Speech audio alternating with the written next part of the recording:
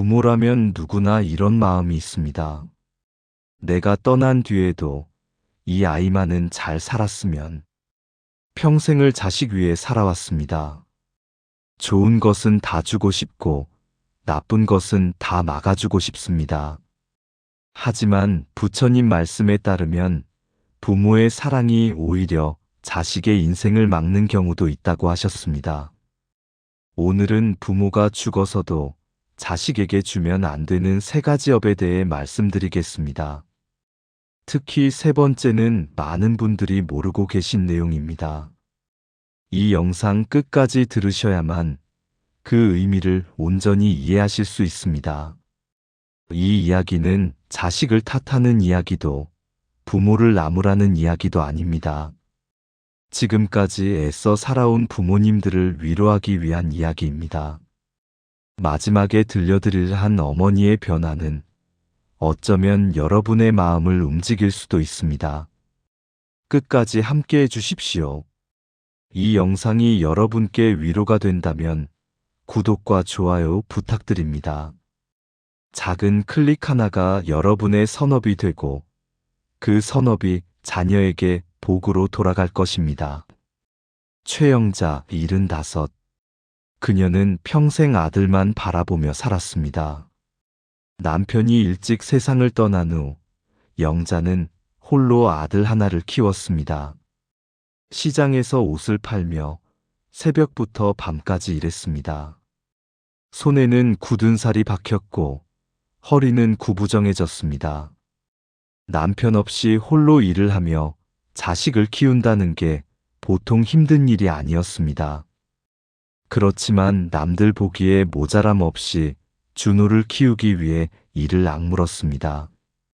준호야, 엄마는 괜찮아. 넌 공부만 해. 아들 준호가 학원비가 부족하다고 하면 영자는 자신의 밥값을 아꼈습니다. 준호가 대학에 가고 싶다고 하면 영자는 집을 담보로 대출을 받았습니다. 엄마 미안해. 내가 이렇게까지. 괜찮아. 네가 잘 되는 게 엄마 소원이야. 준호는 좋은 대학에 갔습니다. 영자는 기뻤습니다. 하지만 대학 생활비, 취업 준비비, 결혼 자금. 끝이 없었습니다. 엄마, 나 결혼하려면 집이 있어야 해. 요즘 집 없으면 결혼 못해. 영자는 준호의 결혼 자금을 마련하려고 자신이 살던 집마저 팔았습니다. 그리고 작은 월세방으로 이사했습니다. 괜찮아. 엄마는 작은 데서 살아도 돼. 네가 행복하면 돼. 준호는 결혼했고 아이도 낳았습니다. 그렇게 모든 걸 희생하면서 준호를 키운 영자이지만 준호가 영자를 찾아오는 일은 점점 줄어들었습니다. 오랜만에 전화를 하면 엄마, 바빠서 못 가. 미안해. 라는 말을 듣기 일쑤였습니다. 영자는 혼자 작은 방에서 손주 사진을 바라보았습니다. 웃고 있는 손주의 사진이었지만 어쩐지 영자의 눈에는 눈물만 흘러내렸습니다. 내가 뭘 잘못했을까? 나는 그저 준호가 잘 되라고 다 해줬을 뿐인데. 영자가 75이 되던 해 겨울 갑자기 쓰러졌습니다. 심장이 약해져 있었습니다. 병원에 입원했습니다. 준호가 며칠 만에 병원에 왔습니다. 손주와 며느리와 함께였습니다. 엄마, 괜찮으세요? 응, 괜찮아. 영자는 반가움에 아들의 손을 잡았습니다. 하지만 준호는 금방 손을 뺐습니다. 엄마, 저희 애가 학원 가야 해서요. 죄송해요. 먼저 갈게요. 그래. 가봐. 영자는 아들이 나가는 뒷모습을 보며 섭섭한 마음에 가슴이 무너졌습니다. 몸이 아픈 것보다 마음이 더 아려오는 것 같았습니다. 그날 밤 영자는 절의 스님께 전화를 했습니다. 평소 다니던 절의 주지 스님이었습니다. 스님, 저 좀 뵐 수 있을까요? 지금 병원이시죠? 제가 갈게요. 다음 날 오후 스님께서 병원에 오셨습니다. 영자는 스님을 보자 눈물을 흘렸습니다. 스님, 저는 평생 준호만 생각하고 살았어요.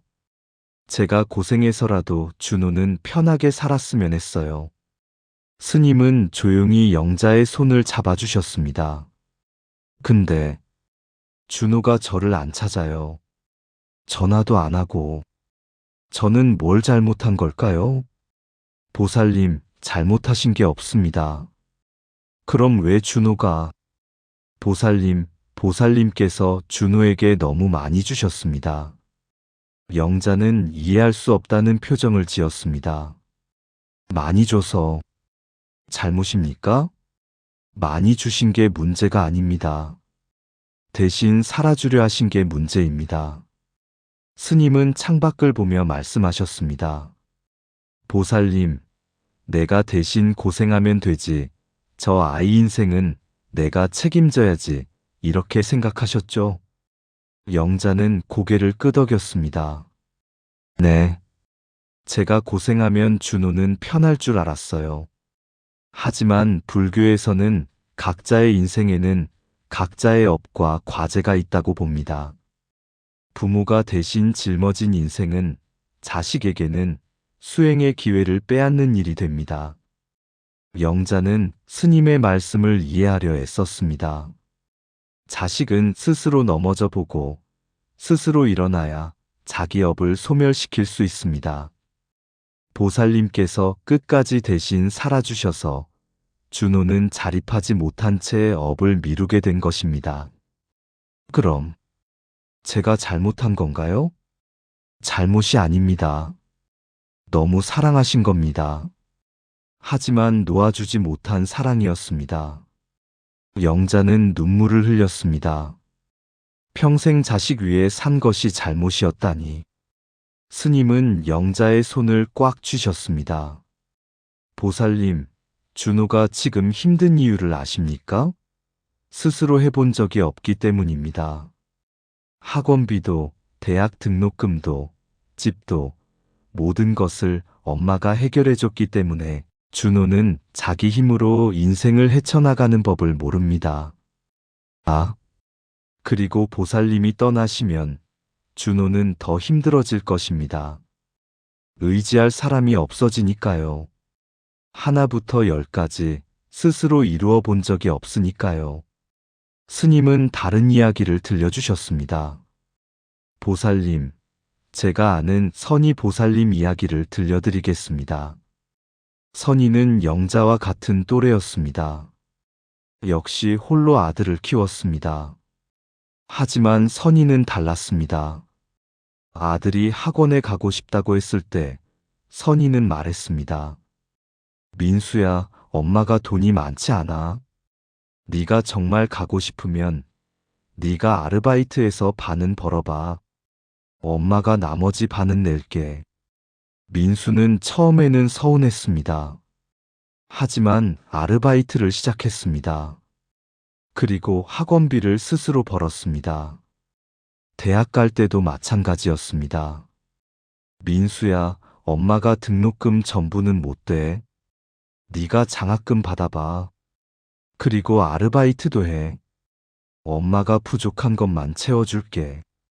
민수는 열심히 공부해서 장학금을 받았습니다. 그리고 틈틈이 아르바이트를 했습니다. 결혼할 때도 선희는 말했습니다.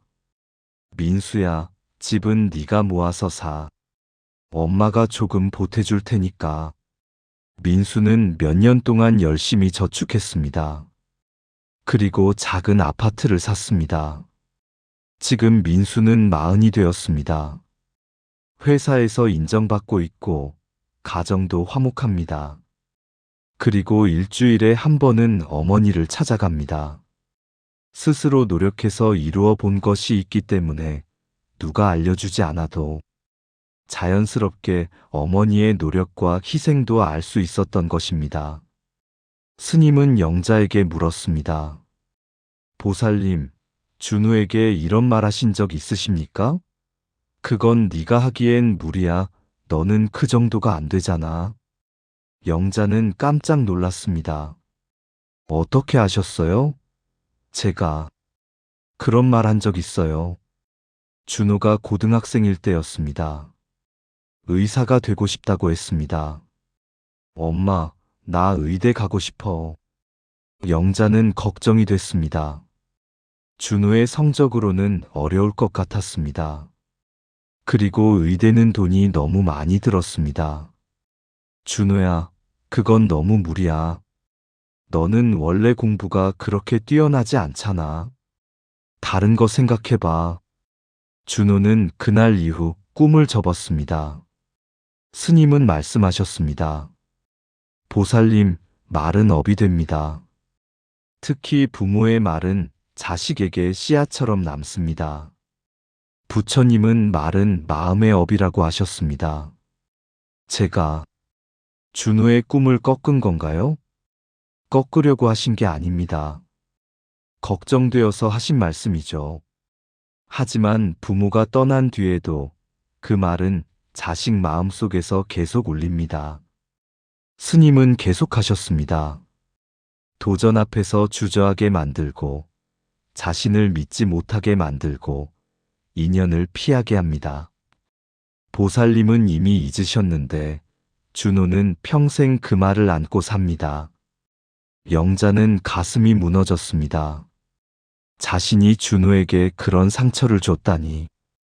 그래서 부모가 죽어서도 남기면 안 되는 것은 재산보다도 상처 입힌 말의 기억입니다. 스님은 또 다른 이야기를 들려주셨습니다. 미숙 보살님의 아들 이야기입니다. 미숙의 아들 현우는 어렸을 때부터 그림을 좋아했습니다. 하루 종일 그림만 그렸습니다. 엄마, 나 화가가 되고 싶어. 미숙은 걱정이 됐습니다. 화가는 돈을 못 번다고 들었습니다. 하지만 미숙은 달랐습니다. 현우야, 네가 정말 화가가 되고 싶으면 해봐. 엄마는 믿어. 정말? 응. 네가 열심히 하면 잘 될 거야. 현우는 미술대학에 갔습니다. 졸업 후에도 그림을 그렸습니다. 처음 몇 년은 힘들었습니다. 그림이 안 팔렸습니다. 그런 현우를 보는 미숙의 마음도 가볍지만은 않았습니다. 하지만 미숙은 한 번도 그만둬라, 다른 일 해라고 말하지 않았습니다. 현우야, 요즘 힘들지? 하지만 엄마는 내 그림이 정말 좋아. 계속해봐. 현우는 포기하지 않았습니다. 그리고 10년 후, 현우는 유명한 화가가 되었습니다. 엄마, 고마워. 엄마가 믿어줘서 내가 여기까지 왔어. 미숙은 아들을 안으며 울었습니다. 행복의 눈물이었습니다. 스님은 영자를 보며 조심스럽게 물었습니다. 보살님, 혹시 이런 생각하신 적 있으십니까? 나는 얼마나 희생했는데, 내가 어떻게 너를 키웠는데. 영자는 고개를 떨궜습니다. 사실이었습니다. 가끔 그런 생각이 들었습니다. 왜 나만 이렇게 고생할까? 내 인생은 뭐였을까? 스님은 고개를 끄덕이셨습니다. 이 마음이 정리되지 않으면 그 한이 자식에게로 흘러갑니다. 불교에서는 이것을 인연의 집착이라고 합니다. 집착. 부모의 미련은 자식에게 보이지 않는 짐이 됩니다. 준호는 엄마가 자신을 위해 희생했다는 걸 압니다. 그래서 항상 죄책감을 느낍니다. 영자는 충격을 받았습니다. 부모 눈치를 보며 살고 자기 욕망을 죄책감으로 누르고 늘 마음이 무거운 인생을 살게 됩니다. 보살님이 떠나신 뒤에도 준호는 편히 살지 못할 것입니다. 아니에요. 저는 그런 의도가 알고 있습니다. 보살님은 준호를 위해 하신 겁니다. 하지만 결과적으로 준호에게 짐이 된 것입니다.